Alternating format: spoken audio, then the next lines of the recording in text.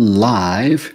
And so, welcome back, everyone. First of all, let me start by apologizing. On last week, I was actually flying out of town. I had to give a conference, so that wasn't I wasn't able to join you guys. So today I want to make up for you guys, give you some really interesting data that's coming out that's going to be relevant to all of you guys. But for those of you guys who are joining us for the very first time, as always, I'm Dr. Sean Hashmi. This is Self Principle, Sleep, Exercise, Love, Food. And every Monday at 5 p.m. Pacific Central Time, we all get together and we basically go through all of our stuff in terms of what's the latest and greatest research you want to know about. So, with that being the case, let's go ahead and start diving into the research and kind of go through a couple of really interesting topics today. The first of those topics is really going to be on GLP-1s, glucagon like peptide 1. If you haven't heard about these lately, well, these are sort of all of the rage right now that's been happening. And I want to make sure that you guys get a chance to hear all about it. So, with that, let's get started and get into all of this fun stuff and see how things go. So, in terms of the first study here, we're going to go ahead and just dive into it. So, the first study is going to be about GLP-1 and muscle loss. Now, this becomes really important because if you've heard about the latest and greatest weight loss drugs, the glucagon like peptide 1s agonists, these are names like Ozempic, Wegovy, Saxenda, Mounjaro, Zepbound. The idea behind them is they're either single agonists, which is GLP-1, and that can get you around 15% weight loss in studies, or you're looking at dual agonists, which are GLP and GIP together, which are looking at about 22.5% weight loss. The thing about these drugs that a lot of people don't realize is yes, you get weight loss, but what you want to understand is what about the other side? Are there side effects? Are there concerns that I should have going on? So, with that, let's talk about some of the most important concerns, which has to do with rapid muscle loss. Now, if you're somebody who's used to dieting or doing anything like that, when you first start to diet, there can be a substantial amount of muscle that's being lost relative to the fat that's being lost, but that changes. So, as a regular diet goes on, you can usually think of it as about 15% or so of your muscle that's being lost in terms of the total weight. So, if you lost 10 pounds, if you lost 10 pounds, you're looking at about a pound and a half or so that you lost in muscle. When we talk about GLP-1s, according to the STEP 1 trial, Sustain 8 trials, the reason these studies are important is because you can see as much as 30 to 50% lean body mass loss. So, in other words, if you lost 10 pounds, you're looking at between 3 to 5 pounds of muscle that's being lost with it. Now, why should you care? If you're somebody who's a little bit older, the reason this matters is because we still don't know what that impact is on things like bone density, on your overall ability to be able to move around. What does it mean for older adults in terms of just secondary comorbid conditions or health conditions that may be occurring? So, muscle loss becomes really important because of the fact that there are so many things that can be related to it. And if you're young and you're not somebody who's, worried about this, you still want to understand muscle is very hard to build. As you get a little bit older, especially over the age of 40, building muscle becomes much harder than it used to be at one point in time or not. So keep that in mind. Number two, that also becomes very important is muscle is not just increasing protein. What's important to understand with muscle is the utilization of protein. So in other words, if you're not doing resistance training and you're putting in a bunch of protein, then you're also causing all that protein, some of it, to be filtered through the kidneys. And that's why we talk about this stuff. So What's coming up on the horizon and why should you be interested? There is a number of drugs. Last time that we had talked about weight loss drugs, I had mentioned that there were over 80 molecules. The latest I've read is there's over 120 different molecules that are being in different phases of studies looking at weight loss. But with this stuff, there's actually new studies that are occurring trying to find molecules that will cause you to build muscle. So it's kind of like, can you have your cake and eat it too? Now, let me throw the punchline in there. The answer is no, you can't have your cake and eat it too. But I still want you to hear about what's coming up so that you're not taken by surprise and you don't fall for all the clever marketing that ends up happening. First one is there are certain drugs that are coming out in different phases of studies that are increasing muscle production inside the body. There's oral selective androgen receptor modulator, which is called SARM. You might have heard those terms before, but the name of this is enobosarm. It's currently in a phase 2b clinical trial. And the concept here is they're going to take this enobosarm and combine it with semaglutide. Remember, semaglutide is Ozempic or Wegovy. And the idea there is by combining the two things, they'll be able to have weight loss coming with semaglutide, which is Ozempic and Wegovy, and have this other drug trying to build muscle. There's other agents also that are trying to do the same thing, other companies. There are these anti-myostatin agents coming up that are IV. The name of it is bimagrumab, also in phase 2b clinical trial, to be used with semaglutide. There's another one that's another IV agent. This is apitegromab. And I got to tell you, the names are really hard even for me to be able to say. This is also in a phase 2 trial. And so the reason these names matter is as you start to look at SARMs or you start to look at these anti-myostatin agents, the question is not so much that will they build muscles. The question is as they build muscles, what are the negative things they could be doing? Now, when we talk about drugs like enobosarm has been presented in a couple of meetings already. The data is out there for a number of things. The latest study that was presented at the American Association of Clinical Endocrinology meeting back in the beginning of this month on May 9th through May 11th, they basically compared 3 milligrams of enobosarm for 14 days compared with placebo. And this was done in both healthy young men and men over the age of 60. And what they found was that it was able to increase lean muscle mass in people. And the greatest benefit was seen in older adults. Now, the question is there a need for these agents? The absolutely yes.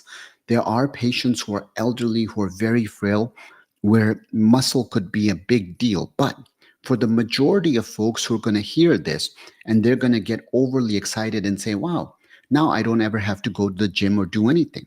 Keep in mind that these SARMs or these selective androgen receptor modulators are linked to things like heart events, to things like blood clots, and to a lot of unknowns. As you build muscle, the question becomes is as you're trying to get cells to grow, is there a risk for cancer? We don't know. So, as you start to think about all of these things, keep in mind that for the majority of people, these drugs will not be needed. There are certain people that are very sick, they're very frail, where drugs like this could definitely be a great addition. So, that's the thing on SARMs you want to know. SARMs are coming on the market very, very quickly.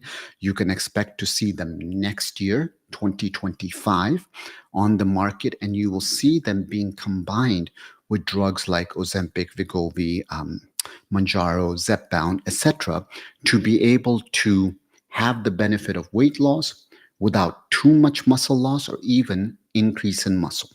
Now, let's go on to today's second topic, which is what is the role of these weight loss drugs like Ozempic or Wegovy. We're calling them weight loss drugs, but remember, they started out as diabetes drugs.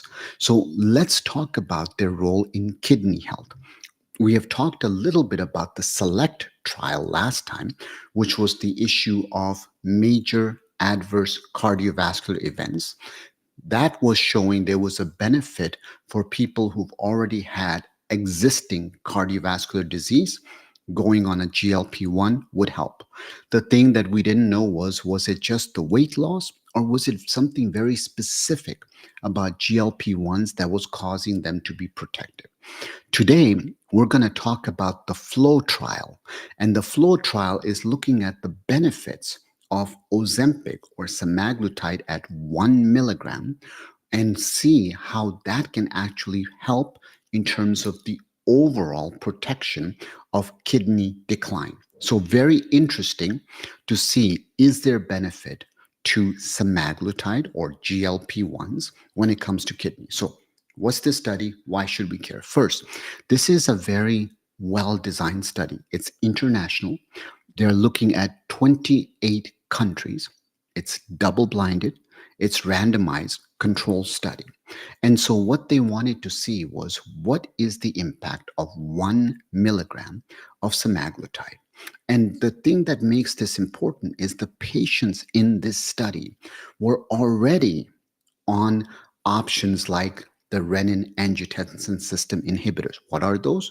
The ACE inhibitors, the ARBs. So in other words, the prils, lisinopril, enalapril, the ARBs, losartan, Cozar, all those guys.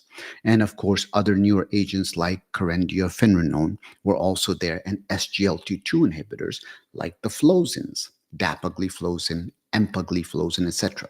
So this particular study is looking at patients who are already on those agents, and now we're adding semaglutide. And more importantly, the study is done on patients who have type 2 diabetes. So there were about 3,500 people in the study, and they picked the people who were going to be the highest risk for chronic kidney disease progression. One thing that becomes really interesting about this study is that when you look at the participants, 95% of them were already on one of the ACE inhibitors or ARBs. 60% of them specifically were receiving the ARBs, which is like losartan, or all of the R10s, irbesartan, telmisartan, so the R10s. 35% were receiving the ACE inhibitors, that's the prils, lisinopril, enalapril, and 80% of them, this is very important, 80% of the people in the study were already on statins, on lipid lowering drugs. So why do we care? Because a lot of the stuff when we talk about cholesterol medications and we talk about inflammation and how they can lower it, the point is that there's some thought that lowering your cholesterol levels lowers the inflammation and may preserve kidney function. All right, so how was the study done? There was an 8-week dose escalation. So if you start on semaglutide, remember the lowest dose is 0.25 milligrams. That's where you would start. And then you would go up from there. So you would start at 0.25 milligrams for 4 weeks. Then you would go up to 0.5 milligrams for 4 weeks. And then you would be on a maintenance dose of 1 milligram. So 0.25, 0.5, 1 milligrams. And in this particular case, the median follow-up, the amount of time on average, 50% of the people were followed, was 3.5 years. So once again, plenty of time to be able to get some data. What were they looking for in this study, and why do we care? They were basically looking for major kidney events. So in other words, going on dialysis, ending up getting a transplant, having your kidney function less than 15. That's the onset of kidney failure. Other things are, how long did it take you to drop more than 50% of your kidney function? Or if, God forbid, there was a death related to heart disease or any other kidney related outcome. Now, here's why it's so important. The treatment arm that got semaglutide, they had a 24% lower event rate of all of those things I mentioned versus the placebo groups. So there's a 24% reduction that they're looking at in terms of onset of kidney failure, 50% drop in GFR, or risk of death. And the reason this matters is because once again, all these patients were already on the current standard of care. They were already on the lisinoprils, the losartans, the ACE inhibitors, the ARBs, the finerenone, the SGLT2s. And this was added on top of everything.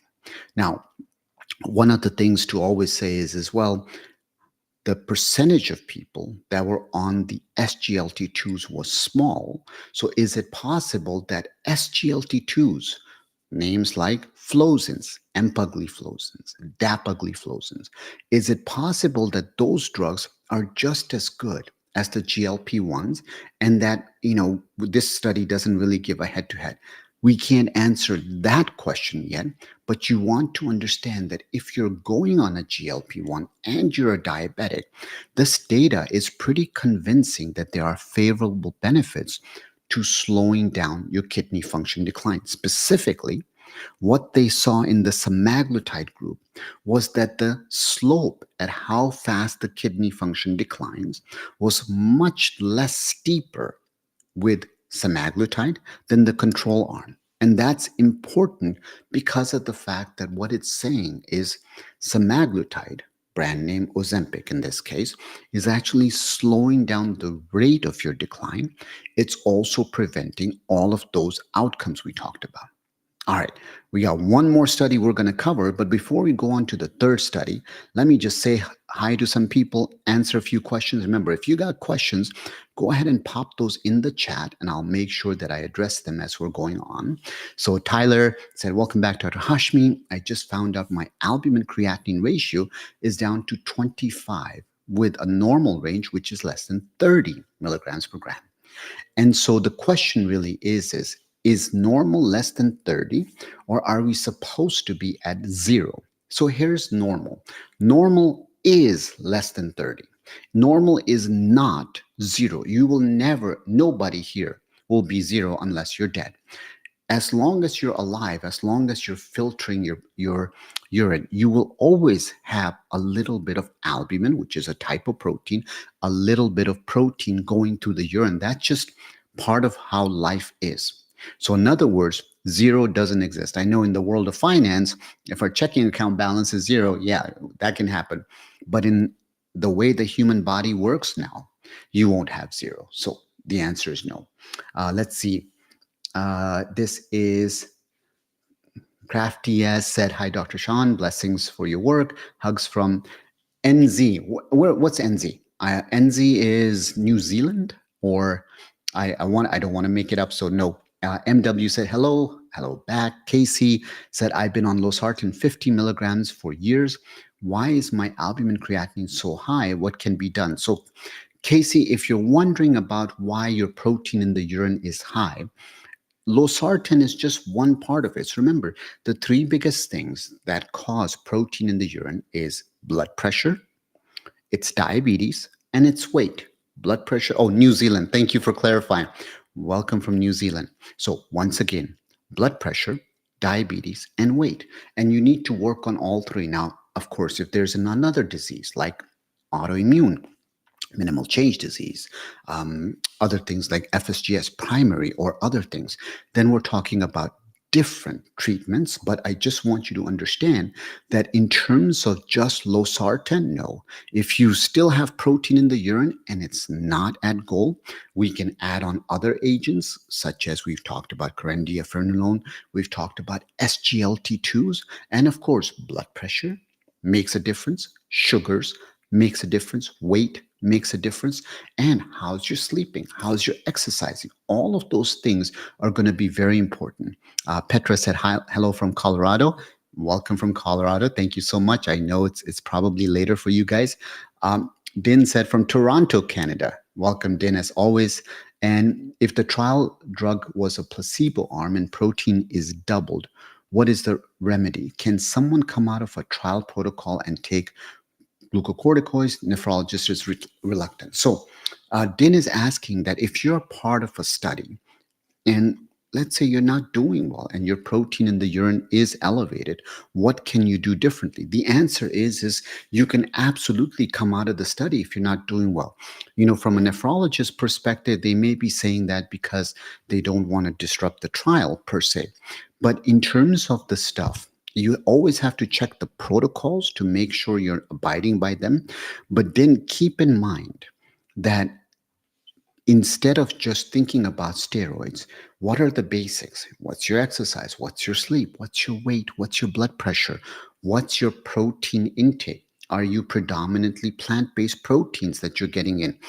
Think about all of those concepts first before you go down the road of steroids, because if you go down the road of steroids, now your sugars are elevated, now you put on some weight. So, short term benefit, which could result in a whole lot of other issues going on.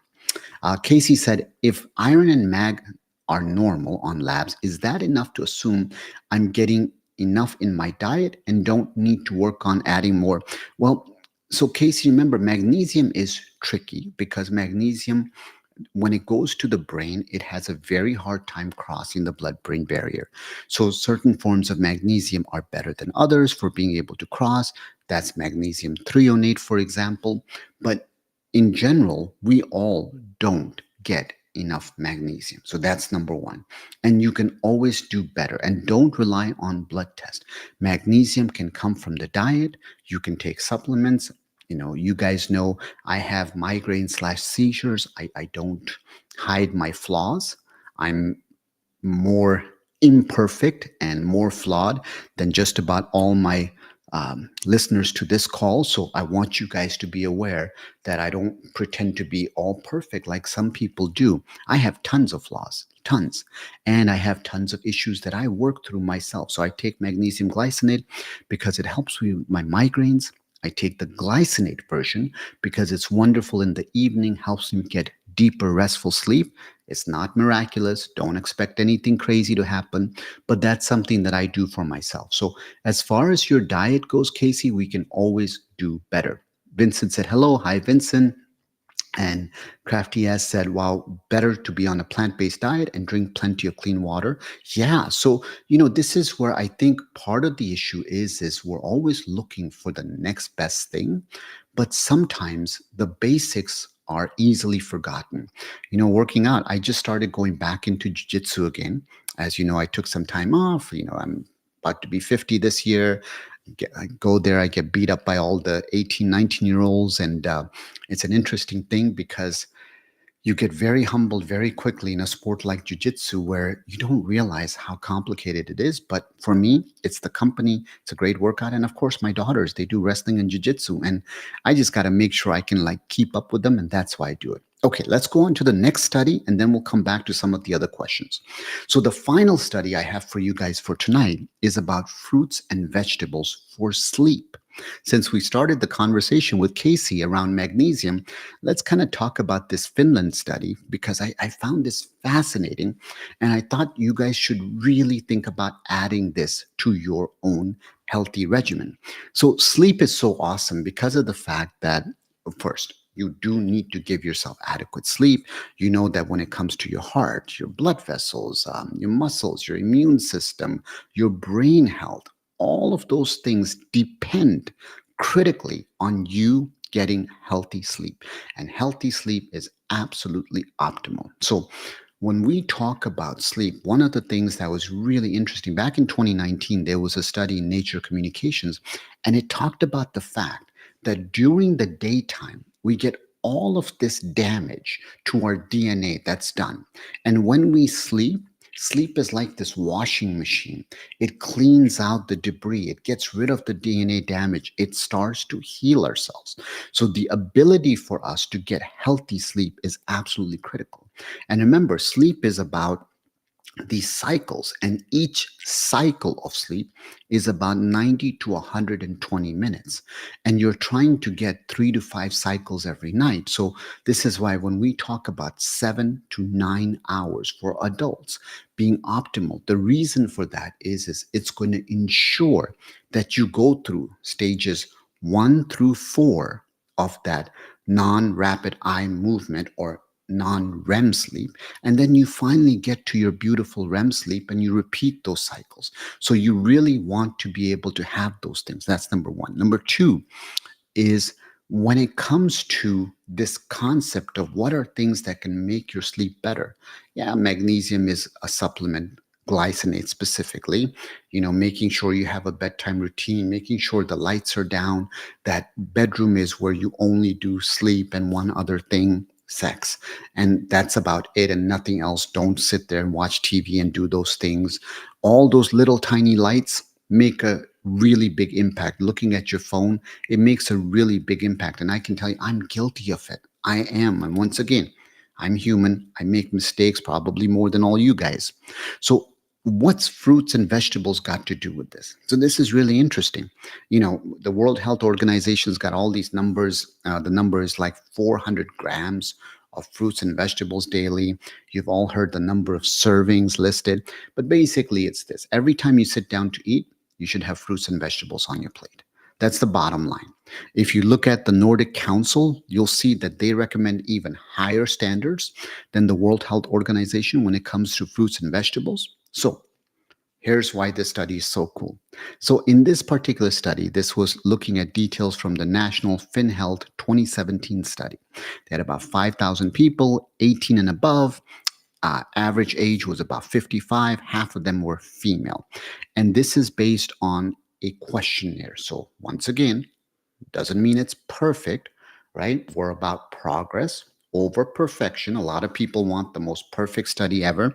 You're never going to get that. You'll be dead by the time you get the perfect study. So you have to look at study after study. If they all say the same thing, you have more proof. So in this one, they were answering questions to about 134 item questionnaire, and they were talking about things like what kind of foods do they eat, and what kind of foods have they been eating for the most recent 12 months, and do they tend to sleep later in the evening, or do they sleep earlier? Do they get up earlier? Do they get up later? And how much do they sleep on average within 24 hours?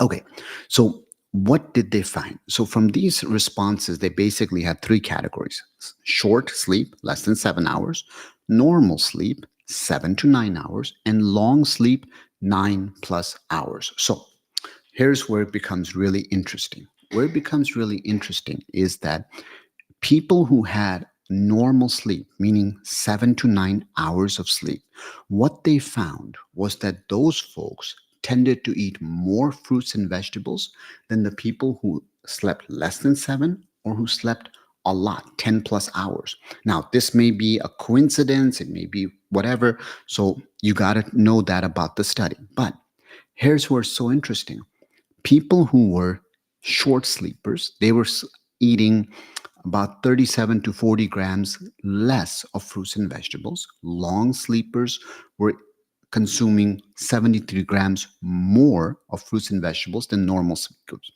But here's where it's interesting. The interesting part is when it comes to green leafy vegetables, green leafy vegetables was statistically significant to be higher in normal sleepers. Once again, green leafy vegetables was the one thing that connected people in terms of sleeping more. And so if you're listening to this and you're saying, well, what are things I can do based on this study? Aside from everything we've talked about in all the videos in the past, the stuff you can do here is start consuming more green leafy fruits and vegetables. Fruits, vegetables includes things like tomatoes, cucumbers, they matter. In general, if you're looking to improve your overall health, it's very simple. Eat more plant-based foods. Don't worry about being 100%. Don't worry about making it into a religion. It's not. I know some people out there get overly excited about it, but my goal is to make you guys a little bit better today than you were yesterday. So the concept here is how you can increase fruits and vegetables in your diet to improve the quality of your sleep. How simple is that?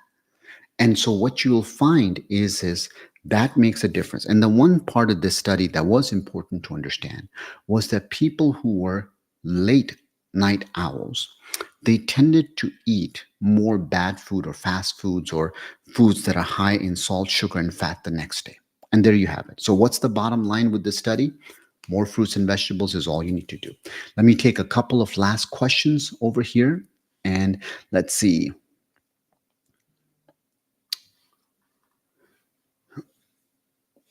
So one of the questions was that Vincent said is on ramipril, which is an ACE inhibitor for high blood pressure. Top number was over 140. So is that okay or not? So Vincent, and for everybody on the call, remember, there was a time when we used to say that 140 was considered to be the cutoff for high blood pressure. We don't anymore. We want your top number to be less than 120. We're looking for less than 120 and less than 80. So keep that in mind as far as those things goes. Please don't get into this idea of 140 is okay and I'm a little bit above that. The new standards are much, much lower than that. Uh, let's see. Last question was Green Dog said, "What do you think about eating dessert before dinner to curb night cravings?" You know, the challenge with eating stuff that is very quick in terms of causing the sugar rush and the insulin spike is you may think that it's curbing your night cravings, but it's not. It causes the insulin spike. A couple of hours later, you actually have reactive hypoglycemia, and that will lead to more hunger in the future. And then Kubi said, "What do you mean plant based?" All I mean by plant based, Kubi, is try to eat more plants in your diet. The rest, you can argue about it with everybody until they're the ends of time. I try to practice complete plant based as much as possible. I am not perfect by any stretch of the imagination. I make lots of mistakes, but what I always tell people is eat more whole foods, eat more fruits and vegetables, and you'll do great.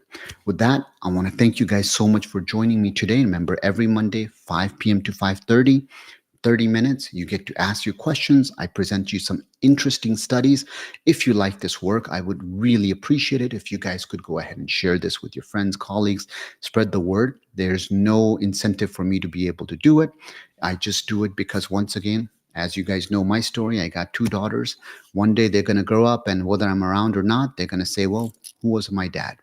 And the goal here is I just want them to know me as somebody who made a little bit of a difference. And the last thing I always leave you guys with is you can be all sorts of things in life. And because you can be anything and everything you want to be, the best thing you can ever do is be kind. And so with that, express some gratitude, go do something kind for somebody, and I will see all of you guys next week.